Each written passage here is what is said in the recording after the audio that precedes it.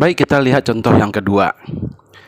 Sebuah wheel loader bekerja mengangkut material dan pada lintasan kerja terjadi penetrasi sedalam 2 inci. Hitunglah berapa faktor rolling resistennya. Untuk penyelesaian, kita tahu bahwa dalam setiap 1 inci penetrasi terjadi penambahan daya hambat sebesar 15 kg per ton. Nah, itu tadi dijelaskan ya, atau itu sebesar 1,5%. Jadi untuk penetrasi sedalam 2 inci, maka rolling resistennya akan menjadi 15 kg per ton. Nah, kita kalikan 2. Ya, kita kalikan 2, maka daya hambat itu menjadi 30 kg per ton. Sehingga untuk koefisien rolling resistennya atau faktor rolling resistennya itu adalah sebesar CRR sama dengan 20 kg per ton yang sudah ada sebelumnya ya, yang sudah ada sebelumnya dapat kita lihat di sini. Nah, ini yang setiap ton berat alat berat itu diperlukan tenaga 20 kg per ton untuk menariknya. Jadi ini sudah diketahui. Nah, kemudian daya hambat yang terjadi akibat penetrasi yang terjadi akibat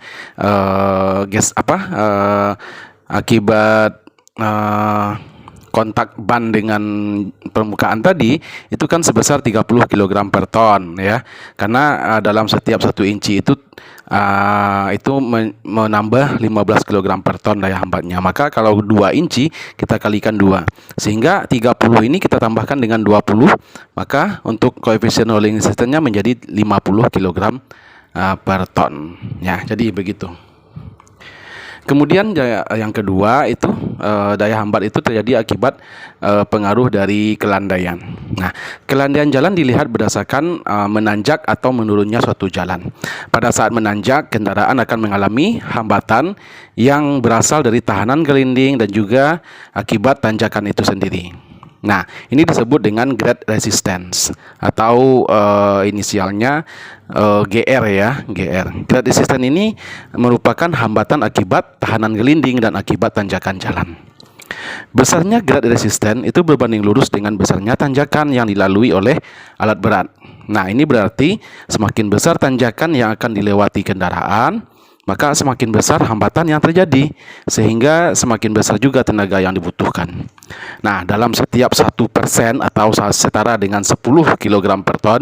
Jadi kalau misalnya diketahui persennya ini ya, setiap penambahan 1% atau 2% itu sama dengan kelipatan 10 dari tenaga yang dibutuhkan ya. Jadi kalau 1% dia 10 kg per ton. Kalau 2% berarti 20 kg per ton. Kalau 1,5 maka itu 15 kg per ton. Jadi begitu seterusnya. Nah, jadi dalam setiap 1% tanjakan itu akan menyebabkan terjadinya hambatan sebesar 10 kg per ton dari alat berat yang digunakan.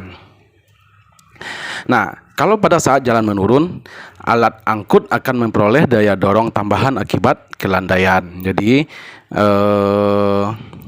alat berat yang kita gunakan untuk mengangkut tadi dia memperoleh daya dorong tambahan akibat kelandaian. Jadi kelebihan daya dorong akibat kemiringan ini atau kelandaian tadi itu biasanya disebut dengan grade resistance ya.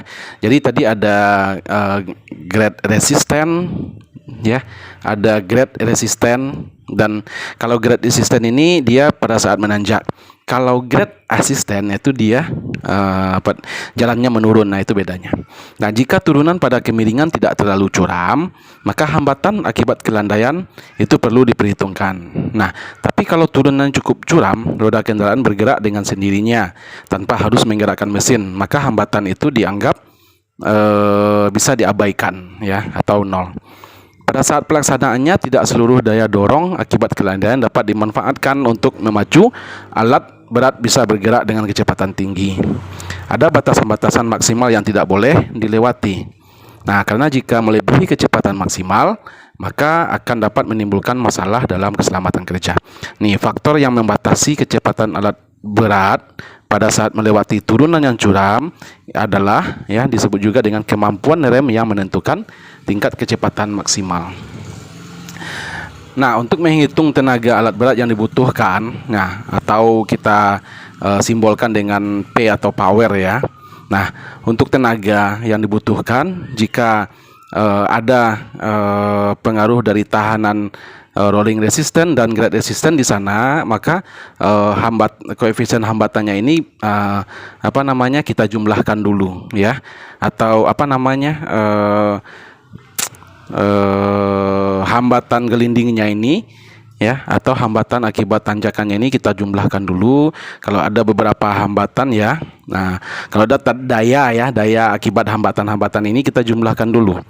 Kemudian GVW itu adalah gross vehicle weight. Nah, ini berat total dari alat berat. Nah, berat total itu bisa berasal dari berat kosong ya, berat kosong alat berat ditambah berat banyaknya muatan ya, besarnya muatan itu dalam kilogram. Kemudian RR tadi roller resistance atau daya akibat akibatan gelinding ya. Kemudian grade resistance ini saat menanjak ya. Kemudian grade resistance itu akibat jalan menurun. Ini hambatan akibat jalan menanjak, ini akibat hambatan jalan menurun. Kalau ini hambatan gelindingnya. Nah, ini kalau di situ ada jalannya menurun, maka kita kurangkan grade resistance dikurang RR. Kalau menanjak, maka RR ditambah dengan GR di sini. Nah, begitu saja. Kita lihat contoh yang ketiganya ya. Contoh yang ketiga.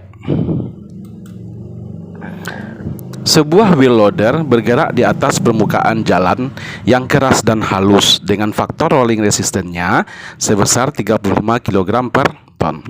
Menurun dengan kelandaian 12%. Jadi kita tahu di sini dia menurun ya. Kalau menurun 12%, artinya di sini ada GA ya, grade resistance.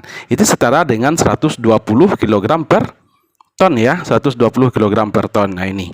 Nah, hitung daya dorong akibat kelandaian. Nah, di sini kan yang ditanya daya dorong ya. Kalau daya dorong, maka di sini kita grade resistance yang kita kurangkan dengan rolling resistance. Nah, karena 12% itu setara dengan 12 kg per ton. Ya, kalau 35, kalau di sini 35 kg per ton RR-nya, maka kalau daya dorong akibat kelandaian ini, maka GA dikurang RR ya. GA ini kan ini ya 12%.